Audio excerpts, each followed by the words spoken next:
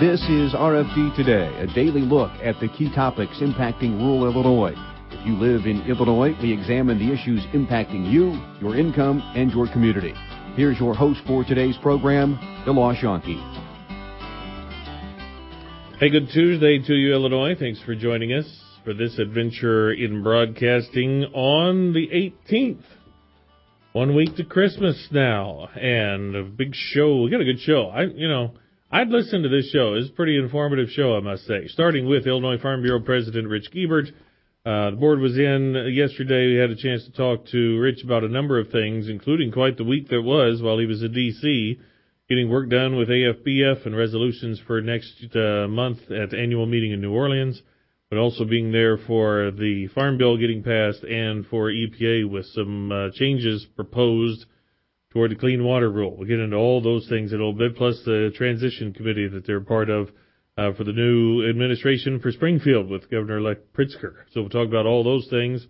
Also on the show, we'll visit with guys at Growmark Agronomy, David Powell talking weeds, Michael Gill talking fertility, what to do in a compressed fall that we've had so far. Also, Mark Sloisener, our state statistician, with an announcement about a survey that will be released in a couple of weeks. It is INREC commissioned NRCS to put this on vital information toward our state's nutrient loss reduction strategy, and more to come on that, plus Eric Schmidt talking weather. A phone call, a flyer in the mail, or perhaps a misleading website. Loan modification scams. They come in all shapes and sizes and under different names. Loan rescue firms, counseling services, mortgage consultants. Sometimes posing as a legitimate mortgage company willing to help you modify your loan and get caught up with your payments. But beware, these are highly trained con artists looking to steal your home. They often know who you are, where you live, and because it's public record, know if you are on the brink of foreclosure. You're not alone, however. The National Crime Prevention Council and U.S. Department of Justice have partnered to help homeowners identify and steer clear of these scam artists. McGruff the Crime Dog here. Protect your home and safeguard your finances. It only takes a little time to become informed. Start by finding a free legitimate housing counselor today. Take the first step. Visit www.ncpc.org/mortgage-fraud. That's ncpc.org/mortgage-fraud. This message is from the National Crime Prevention Council and U.S. Department of Justice. Farm, family, food. Those three words best describe Illinois Farm Bureau. Farm. For 100 years, Farm Bureau in Illinois has represented and served the men and women who make Illinois one of the top food-producing states. Family. At the heart of rural Illinois are traditional farm families who work together through Illinois Farm Bureau. And food. Farm Bureau families are proud to grow the healthy food they provide their families and yours. Farm, family, food. The heart of Farm Bureau in Illinois. RFD Radio Network's Jim Taylor connects rural routes for you. You can trust Jim every morning for your overnight markets. He gets up early to help keep farmers on top of their game. Here's a bit about his rural routes. I have the opportunity to cover something different every day and provide listeners with up-to-date markets, news they need to do their job and be successful, from legislative issues to crop updates and weather, of course. Be it routes or routes, RFD Radio, FarmWeekNow.com, and Farm Week keep you connected.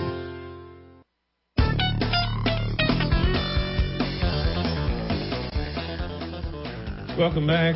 Joining us on the program now, Illinois Farm Bureau President Rich Giebert is in studio. How are you, sir? Very good. Good to be here this morning, DeLoss. Glad to have you in. You've been all over the place at Chicago first of the month and D.C., and boy, you picked an awfully good time to go to Washington last week. You know what? Timing is everything from what I understand. I mean, I was at EPA building on Tuesday with the other state presidents. We got to see Administrator Wheeler roll out the new clean water proposal, which was really great. There was a number of dignitaries there, all of the House and Senate leaders that worked on this proposal were there and made comments. Zippy Duval made comments as well. R.D. James from the Corps of Engineers, the highest-ranking civilian in the Corps of Engineers, was there, and Secretary Zinke. So they rolled out some pretty high influential people to roll this out. It is important, and you know what? This brings certainty back to the farmers and landowners, which is really important. We worked on this since the Obama 2015 Waters of the U.S. rule was rolled out that really expanded a land grab, you might say, for government agencies. So now we have certainty, as I've said before, that I can walk out on the farm and know that this is a Waters of the U.S. or it is not a Waters of the U.S. and has jurisdiction by EPA. So doesn't shift things immediately, and now this is part of the whole process. Now we not necessarily wait. Farm Bureau will be active during this, but it might be almost a couple of months before comment is made, and away we go. Absolutely. And this is nothing. Has the old rule gone away? Absolutely not. But there is a 60 or 90-day comment period. We will be making comments, and we'll reach out to our membership, and I'd hope that they would make comment about how this brings clarity and certainty back to the farm as landowners. Yeah, same day EPA made that announcement, Senate passed the Farm Bill, and then the House came right back and did so the next day. Absolutely. That was really great. And I really compliment all of our legislators in Illinois that supported that piece of legislation. Another piece that brings us certainty and gets us one step closer to the finish line. We've worked on these two issues for years, and it's great to see some closure come to effect with all the hard work that our members have done over the last couple of years. And when you say all our legislators, you literally mean 100%. Yeah. To both senators, all our congressional delegations supported both R's and D's, which is really great. And I sincerely believe that they all understand and appreciate how hard we as farmers out here provide safe, affordable food for the consumers. Now you can switch back and forth. You can go back and relearn what ARC and PLC are even about. It was sign up and you were in for 5 years, and now you have options to go. So there's some learning to do for farmers and for FSA employees as well. Absolutely, and I think I'll start working on it between the Christmas holidays and bring more clarity to my own head. That's right, yeah. Always something to put on for that time of year.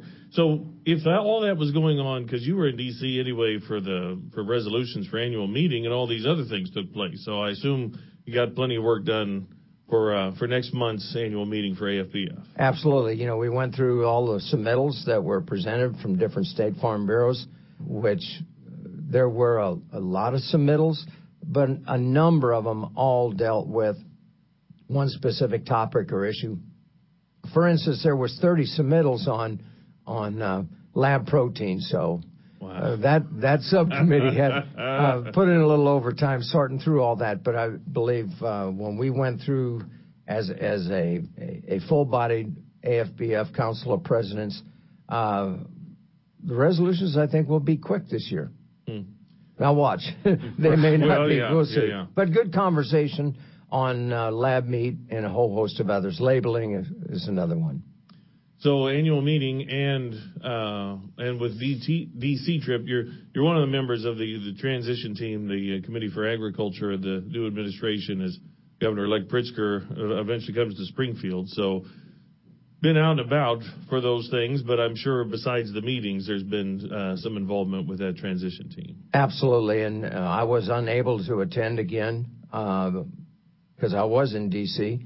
We'll be able to attend the third and final meeting in Effingham right after the first of the year, but we were able to present our priorities, which are really important. This is protect and maintain the sales tax exemption for inputs and equipment, preserve farmland assessment, continue to work at maintaining a balance with the Livestock Management Facilities Act with regard to consumers, the environment, and livestock producers.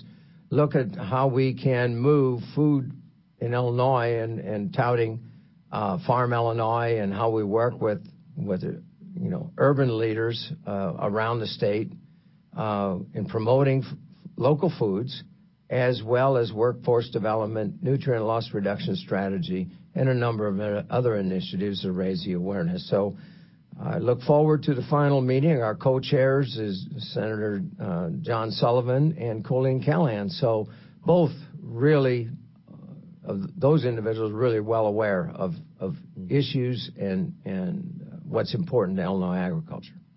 And Colleen's been on with Rita after the last couple of meetings, in fact, to keep apprised of what's going on. So when you talk about preserving assessment, that's the practice as well as, go easy on property taxes as we search for revenue in the coming year. Absolutely, because, without that farmland assessment law in place, farmers would really be in dire straits, but we really are, because of 5 years of downturn in the ag economy.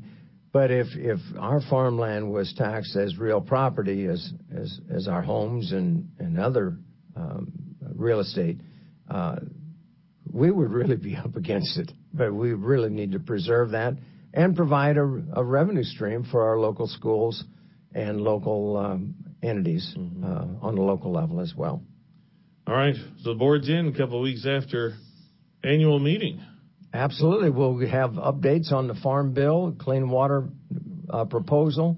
We'll set our state legislative priorities today. We'll look at what our priorities are going forward for the organization and finalize those in January and give other updates what's going on around the state.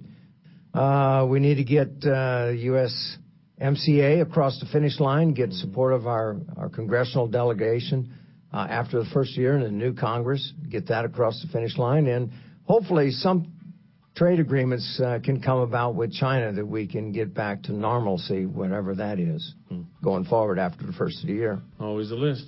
Well, thank you so much. Merry Christmas to you. Merry Christmas to you and all our members out. Nancy and I wish you all a very Merry Christmas and a very prosperous New Year. Illinois Farm Bureau President Rich Giebert on RFD today.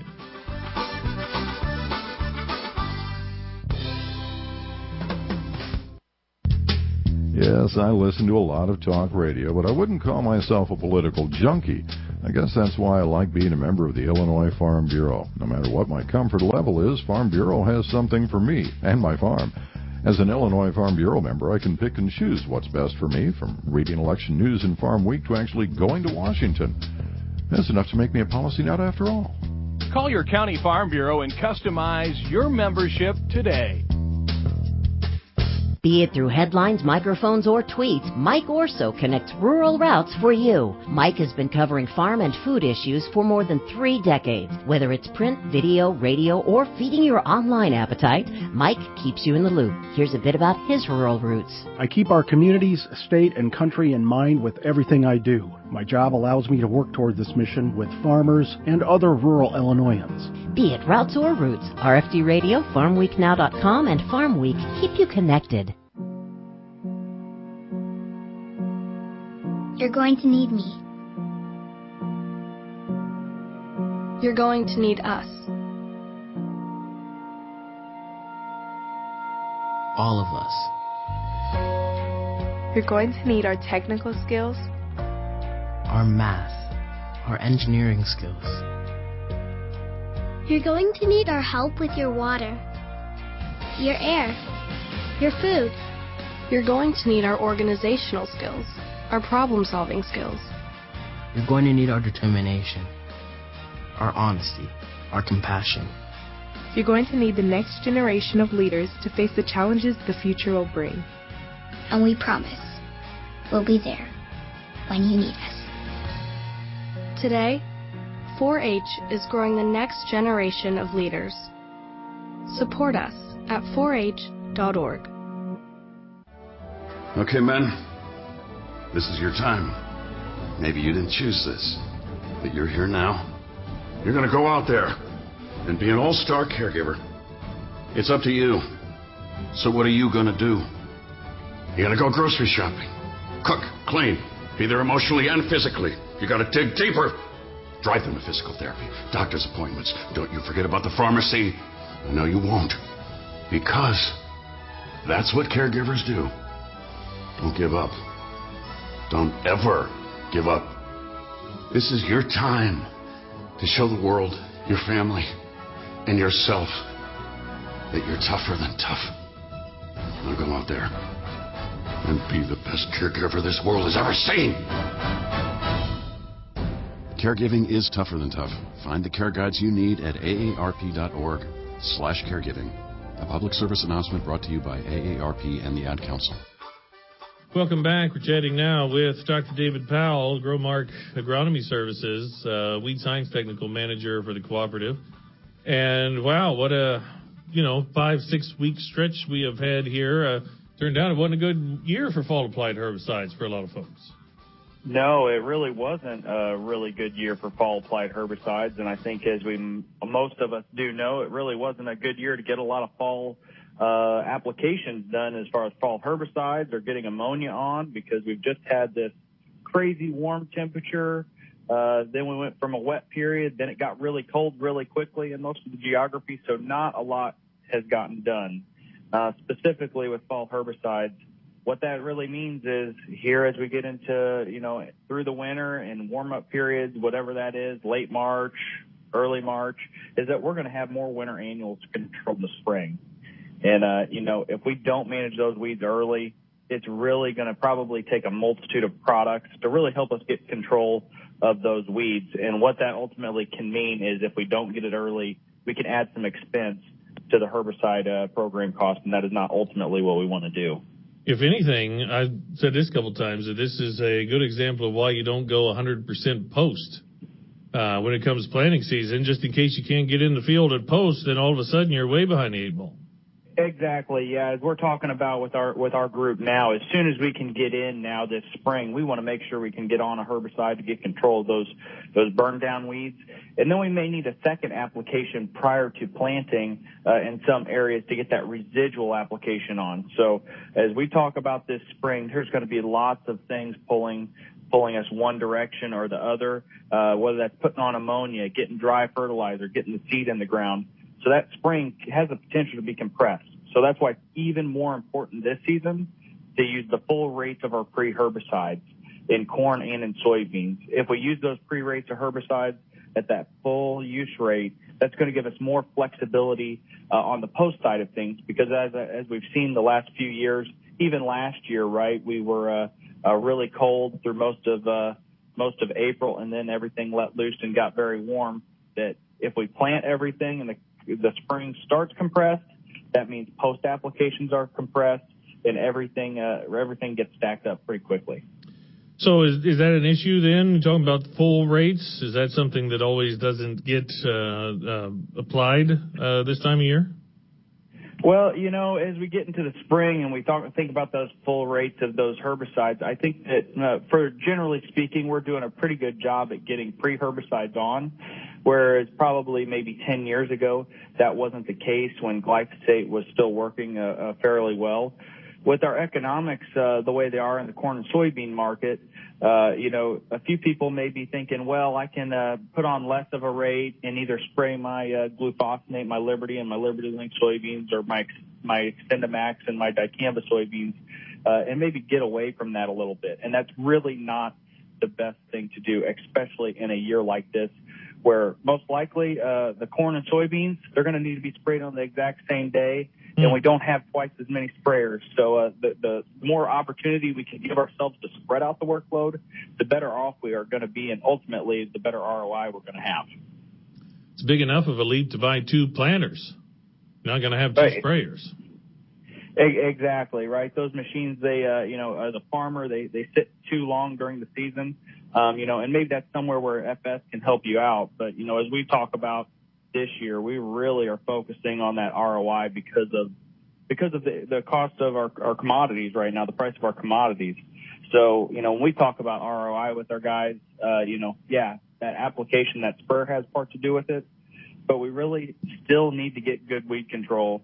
And we also need to make sure that we're providing a grower with options that are going to make them more money. An example of that is, spraying earlier in the post application, early season weeds, especially in soybeans, they can reduce yield by 19%. So, that early season weed competition, that 19% more soybeans, that's several dollars an acre. And you can use some of that money for, maybe adding an additional herbicide to the tank or using that full rate. Maybe you can spread some of that out and use it for some other inputs that maybe you didn't think you could afford, and probably put a few dollars in your pocket as well. 19%, that's basically, say, from 80 to 65, right? That's kind of numbers that are at stake there? Well, there were a lot of 80-bushel soybeans, and 20% of 80 is going to be 16 bushels. Yeah. So even at $8 soybeans, that's a chunk of change to put back in your pocket. Well, yeah, $8. That's a 128, or that's certainly worth conversation by all means. Exactly. And we urge you to, we urge our growers to, because we spray earlier, we may have to add a little more in input cost to get us from that early post application all the way through crop canopy. But, if we can get a few more dollars of that potentially, you can still end up putting possibly $50 or more back in your pocket at the end of the day. There you go. Given what could be an accelerated springtime, are there things that you really have to watch? Certainly, we know talking about things like dicamba for over the top after the fact, they talk about dates and wind speeds, that sort of thing. But if we're trying to put all this in with spring fertility and field work and all those things, are there any things in general to keep in mind to not do anything too much too fast or anything like that? As far from the herbicide or the weed science side of things, where we really need to pay attention now, especially with the Extend system in its third year and Liberty Link gaining traction in some areas, that we may have multiple different soybean traits on a single farm, and we need to know exactly where those are planted. Putting good maps in, knowing which is your Liberty field, which is your Extend field, which is your Roundup Ready or your non-GMO field, really helps us out when it comes to applying a post herbicide to make sure we get the right product on post, and we make sure that we don't take a crop that was looking good and potentially kill it because we didn't know what trait was in that field. Good stuff. David Powell, Weed Science Technical Manager. We'll have more from Growmark Agronomy next. RFD Today. Stay tuned for more on RFD Today, right here on the Illinois Farm Bureau Radio Network. RFD Radio Network's Rita Frazier connects rural routes for you. Rita delivers passion and reliable information to listeners on the RFD Radio Network. Her radio career spans close to 3 decades. Here's a bit about her rural roots. I grew up on a small farm. My job today allows me to connect with people from all walks of life and experience opportunity every day. I get to talk about what I love, farming. Be it routes or roots, RFD Radio, FarmWeekNow.com, and Farm Week keep you connected. Here in Illinois, it's everywhere, and it's used in so many things. We're talking about Illinois homegrown corn. It's fuel for your vehicle on the way to the game. It's a delicious corn-fed bacon cheeseburger that's the talk of the tailgate. Corn is even used to make things like plastic water bottles and lipstick. We're proud that Illinois runs on homegrown corn, and you should be too. Learn more about how corn shows up in unexpected places at watchusgrow.org/corn. A message from Illinois corn farmers and their checkoff. If you're in the mood for some sprucing up, you're in luck. From big to small or farm to front yard, your Illinois Farm Bureau member discount from John Deere is ready and waiting to help. It's easy to think green when it's the Rewards Loyalty Program with savings on equipment, special parts, and home and workshop products. Whether your tasks involve mowing, planting, or cleaning, you'll be set for whatever your work requires. All you need to do is sign up, have your membership number handy, and go to johndeere.com/Farm Bureau. Remember that movie National Lampoon's Vacation? Well, Clark Griswold has nothing on me. Give me the open road and my Illinois Farm Bureau membership card, and I am the ultimate road warrior. Like last summer, I drove the family to Williamsburg at a fraction of the cost. Once I hit the road, I don't stop for much, so I used my membership to rent a minivan from Enterprise. The kids got more bouncing room, and I saved 5%. Then I used my Illinois Farm Bureau membership to save 20% on choice hotels from here all the way to the East Coast. On the way back, we stopped and saved at our favorite theme park, too. I was hoping it would wear out the kids and they'd sleep. Good thing I got that minivan for bouncing, though. No matter how unique my travel needs are, I know that my membership can help. Illinois Farm Bureau. It's membership for my lifestyle. Isn't it time you learned how Illinois Farm Bureau member-only discounts fit into your lifestyle? Call your county farm bureau or visit ilfb.org for details. All Ag. All Illinois. All Now. There are a lot of smartphone apps out there, but do they have what's important to us here in Illinois? The Farm Week Now app does, and it's always at your fingertips. All Ag, All Illinois, and 24/7 where and when you need it for free. Go to your app or Play Store on your smartphone, hit search, type in Farm Week Now, that's one word, and download it today. Brought to you by Illinois Farm Bureau, where we're all about farm, family, and food. Welcome back. We're visiting now with Michael Gill at Growmark Agronomy Services. We're talking to David Powell about weed management, and for those that didn't get all their fall applied work done, and I'm sure you have plenty of customers that didn't get their fall applied work done either, at least not to the extent they would have hoped for this year. Oh, no, absolutely correct. I mean, there was not much fall applied nitrogen that really made it into the ground this fall. And, largely because of the weather that we had. So that means there's a lot of nitrogen that needs to go on in the spring of the year. And there's different ways to approach that challenge. There's that factor that if I'm following soybeans, I have a nitrogen credit there. I have some nitrogen that is, going to be available from that previous crop. Mm-hmm. And so the thought is possibly, the way to spread out workload is to push a little bit of those acres that were soybeans last year possibly to an early side dress type situation where we get in there after planting so that we don't get too backed up on planting, because we know for a fact as we move out into May, depending on where you are at the state, you start to give up bushels per acre for every day that it's not in the ground, and we don't want to see that happen. Yeah, so are there any absolute don'ts that come, especially if we're thinking about doing things in the spring, or could be the form that we do or don't use around spring planting? Not necessarily. I think that there's this, we could try to run too quickly. And if we run too quickly specifically with anhydrous ammonia, we're not, when the temperature is low, it does not want to flow out of that tank very well. The new regulators are a lot better than they are of the regulators of old, but they're still not going to allow, in some cases, depending on how much nitrogen you're trying to put on up front, allow that full rate to make it into the ground. And so we need to be cognizant of that. We need to make sure, and I'm sure that a lot of our member companies are doing exactly this, make sure that those toolbars are in good operating shape, that all hose lengths are the same length so that we get an equal amount of flow to each one of those knives on that toolbar. One of the advantages of the fall, well, one is just for the whole supply chain, is to be able to do it in the fall, but it takes some time for it to be applied and actually connect, in the form that you want it to be in. So in the spring, we don't have as much time for that to take place, do we?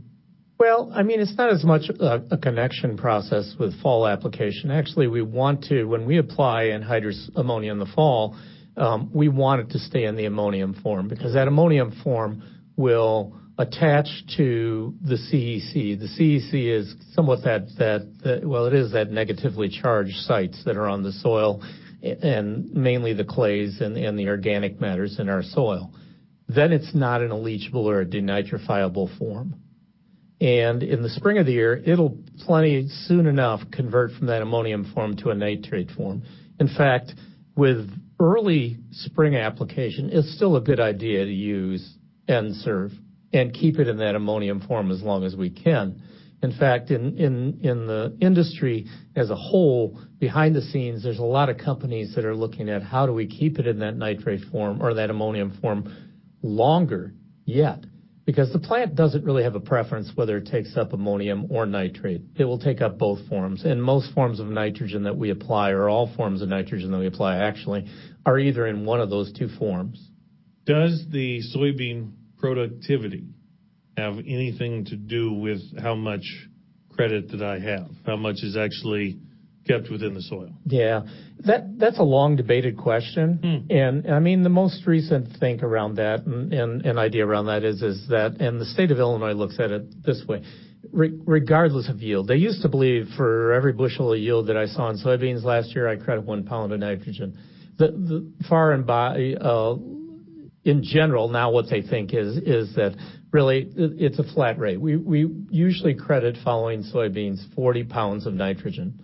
And wow, that's a big difference. Yeah. Because if I had 95 bushel beans, then, hey, that's a whole lot less I have to buy, next go around. But if it's only 40, that's a big difference. Right. That's a full side dress difference, right? And that whole, in and around that credit, the research that has gone on has never really come to a conclusive point that it is actually, it's more than just the nitrogen that's there from that previous crop, that soybean crop that's coming into play. It also has to do with the breaking of disease cycles and other biology that goes on within the soils that actually set us up where we have higher nitrogen or better yields, I guess I'd say, following soybeans than what we do corn typically. Even if I did double crop, didn't matter when I put it in or that sort of thing, that probably a flat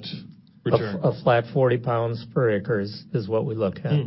Well, that's good then. That's good to not be fooled and to think I had 100 bushel beans, so I have plenty of nitrogen. Thank you very much. I may not want to have that mindset going forward this spring. But no, definitely not. 40 pounds, and I believe even Iowa State is looking at it from that standpoint anymore. Many of the land-grant universities have come to realize that it's a little bit of elusive type question to answer. What's actually going on there following a bean crop, and is it actually nitrogen, or is it that's being freed from basically the residues, or is it more complex than that? And as with many things in nature, it's more complex than that. Yeah, interesting. Michael, thank you very much. Good stuff. Yeah, thank you. Michael Gill, Growmark Agronomy Crop Nutrient Technical Manager. When we come back, State Statistician Mark Sloizner about a survey they're doing for NREC, Nutrient Research Education Council. We need data to show that Illinois is working toward nutrient loss reduction. That survey will come out in January. We'll explain it all in just a moment on RFD Today.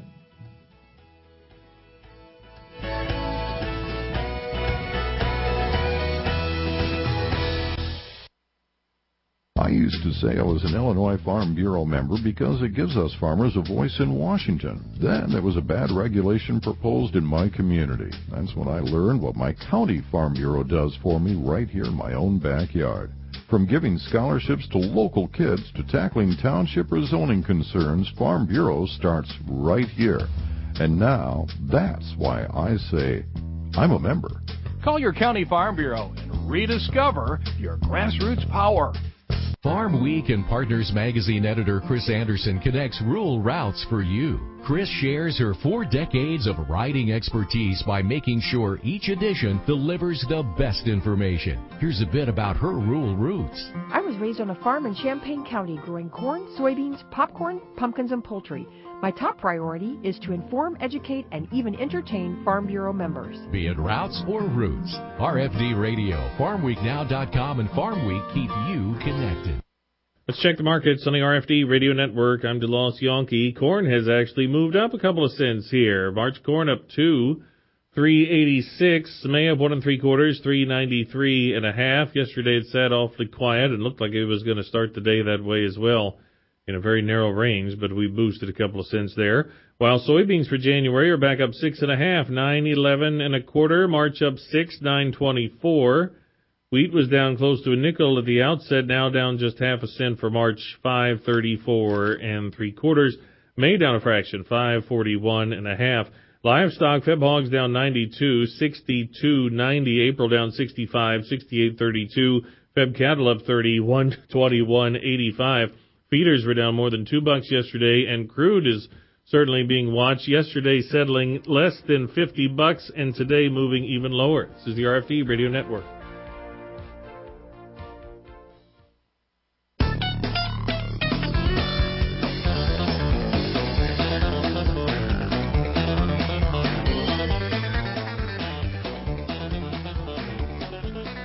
Welcome back. Our guest now is State Statistician Mark Sloizner. And there are probably fewer Nationals fans than there are White Sox fans, but as a Nationals fan, what if Bryce Harper came to the White Sox? Could you imagine that? Oh, wherever he goes, he is going to be the straw that stirs the drink, to quote Mr. Jackson from years ago. Yes, that's absolutely right. I can't believe it's going to happen, but it keeps getting whispered. So until then, we'll see where he goes. All right, that's not why we called today. Tell us about NREC survey. When is this going out? Why is it going out? And what's going on? Folks will start seeing that shortly after New Year's. That's right. Right after the first of the year, we're going to mail a survey questionnaire to a little bit over 1,000 people. And the goal is to measure some management practices that producers are doing to help with the nutrient loss reduction strategy. That's a large, complicated document put together by the Illinois Department of Agriculture and other groups to ensure that the nutrients producers apply are staying in the ground where the plants can use them, as opposed to eroding away with soil or going through the soil through leaching. And so we're going to be talking to producers with more than 100 acres of cropland, but less than 5,000 acres of cropland. We'll mail the questionnaire right after the first of the year. We'll wait a month, then we'll mail again to the people who did not respond. And then we'll also do some telephone follow-up in February. This is not fruit and vegetable farmers. This is corn, soybeans, and probably some that have wheat as well. That's right. We're aiming for that sort of corn, soybeans, wheat farm. We're trying to exclude the fruit and vegetable producers. Is this strictly a mailed survey? Mostly mail, because we want to keep the cost down low. The survey is funded by NREC, the Nutrient Research Education Council, and we're trying to do our best to gather information cheaply for them, and then they will help produce the results. We will do some telephoning to achieve an adequate response rate to publish results. The sample is just shy of 1,100 farmers, which, I mean, if you want things that are statistically significant, if you want something surrounding the state, you would certainly like very good participation with this sort of thing. Oh, yes. I encourage all producers to respond, and I would say that all individual responses are confidential by law, and they are also exempt from the Freedom of Information Act. So fill out the questionnaire, please. Send it back in the postage-paid envelope. That is the least expensive way that we can collect information from producers, and that will help NREC. We'll have done this survey once before, 2 years ago. I was just going to ask, biannual publication about the reduction strategy. So was this done before 2 years ago? It was, and then we gathered data on actually the crop years of 2011 and 2015. 2011 is sort of the baseline for the strategy that the Illinois Department of Ag has put together. And we're measuring what producers are doing to help ensure the nutrients they apply to their fields stay in their fields. It's conceivable then that someone who was sampled a couple of years ago would be sampled again for this go-around. That's right. We don't purposely make that happen. We kind of roll the dice and do random samples from a fresh start each time. Yeah.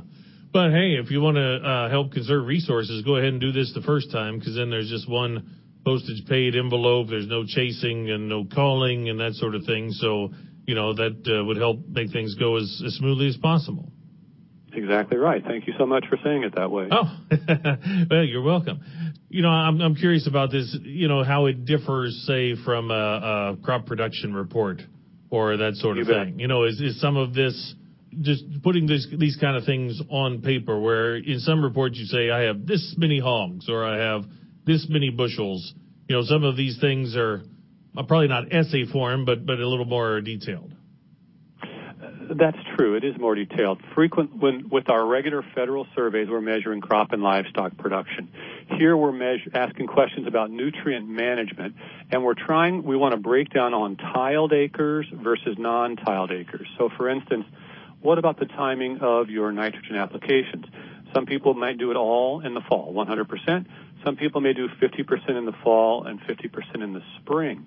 And then there's other variations of exactly when nitrogen was applied. We're also asking, did you use a nitrogen stabilizer when the fertilizer was applied? I hope so. I hope that may not be unanimous, but I hope that's a big affirmative.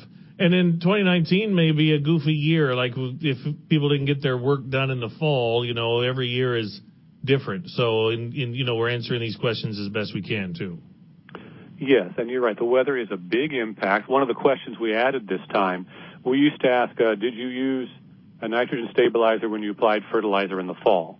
Well, we're still asking that, and we're also asking it in the spring. And I gather that I think it was 2017, there was an opportunity for people to be doing anhydrous ammonia in the spring, and they used a nitrogen stabilizer, or at least some people did. And again, we're asking for a breakdown on your management practices on tiled acres and non-tiled acres. All right. Then even questions like, do you use the maximum rate to nitrogen calculator? Questions like that? That's right. The MRTN strategy is one method of figuring out how much fertilizer to apply on your fields. And it's not the only method. There are numerous. And we're asking how many people are doing that. That one comes from the University of Illinois, and I believe that Emerson Nofziger was kind of the guy who developed that. Right. So we want all these, we want data, basically. I mean, we would certainly like these to show that Illinois farmers are doing their part toward nutrient loss reduction. But we need the data to prove that sort of thing. That's exactly where we're going. And there will be a large report issued in August of next year, and some of the data we're collecting will help that particular publication. There are some things that can be gathered by using, for instance, databases at the Farm Service Agency. And so that's the way that information was gathered without contacting the producers again. But for some things, there was no way to do it without conducting a survey of the producers, and that's why NASS was contacted and contracted with to gather this information. Right. Hey, while I have you for a minute, there are still some surveys out for this time of year, aren't there? That's right. We're finishing up our end-of-year production survey. That's production of the row crops, corn, soybeans, sorghum, also hay, and we're also asking about grains and storage on the farm. And please include, those silage bags that are pretty much everywhere this year. That's grain in storage on the farm. Now, if the grain has been delivered to the elevator, we want to count it in the elevator survey. Even if you retained ownership, we want to count that in the elevator survey. We don't want to count the grain twice. What's the deadline for those? I believe we are finishing up Wednesday. So we're doing a little bit more calling, but we're mostly done. Now, starting in January, we'll go after a measurement of the cattle herd, also sheep and goats. Gotcha. Hey, county information is important to this. ARC and PLC is important to this. So, your crop insurance is heavily subsidized. So help the government when they ask you a few questions like that, right? Thank you so much for saying that. I appreciate it. And yes, we are still working on the county estimate survey I neglected. We're going to be calling that through January, I think to about February 1. All right. Thank you, Mark. Good to visit with you. I appreciate it. Take good care. Mark Sploisener, state statistician. That NREC survey will be mailed in just a couple of weeks, so be looking for it in your mailbox and complete it the first time. We need farmer information. We need solid farmer data of what Illinois is doing to prevent nutrient loss. Stay tuned. We'll talk weather next with Eric Schmitz on RFD today.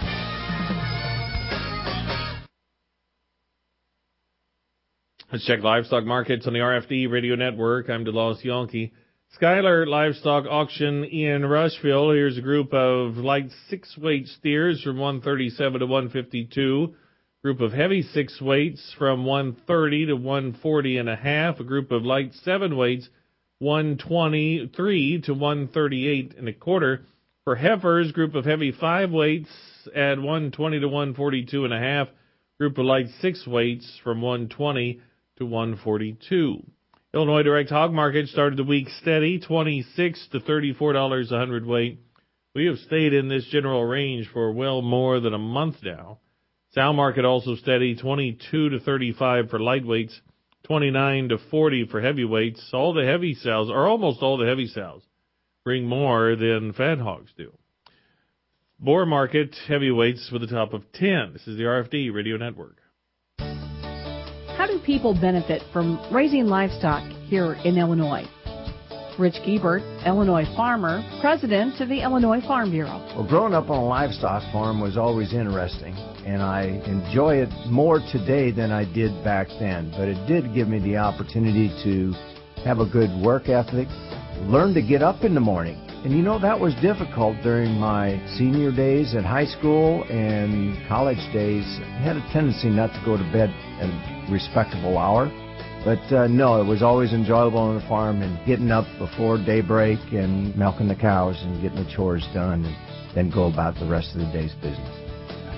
Illinois Farm Bureau, along with beef, corn, milk, pork, and soybean associations, make up the Livestock Development Group, supporting the Illinois livestock sector. For more information, check out illinoislivestock.org.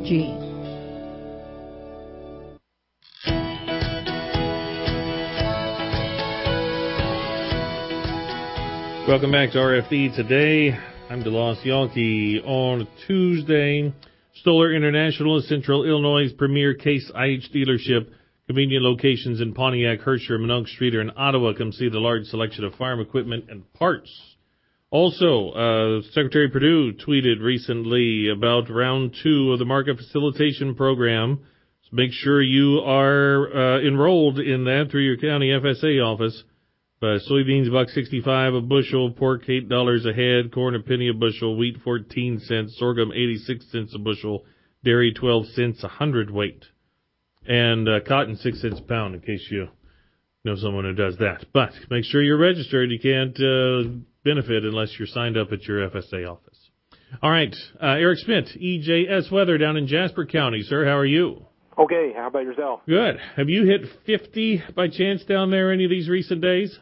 We were pretty close here the last couple days. I think upper 40s to around 50 here the last couple days. So nice little stretch. Yeah, quite a stretch for December. And, I mean, it may not stay 40s necessarily, but still above average for a while? Looks that way for the next, it does look that way as for much of the rest of this week. May get temps maybe closer to average as we trend toward later this week into through the Christmas holiday, but then kind of get back above average for the remainder of the month. At least it looks at this point.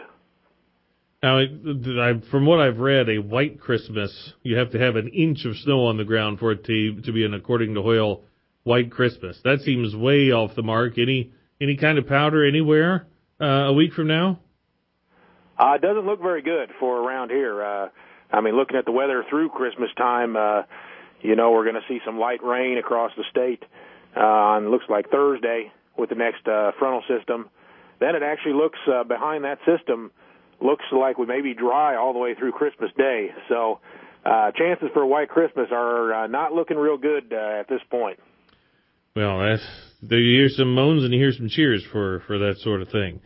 The extreme events weather-wise seem to now be first of the month. We had the tornadoes December 1. We had, 1st of November, we had extreme conditions. So just curious what's in store a couple of weeks from now. But December seems to have played differently than other months recently.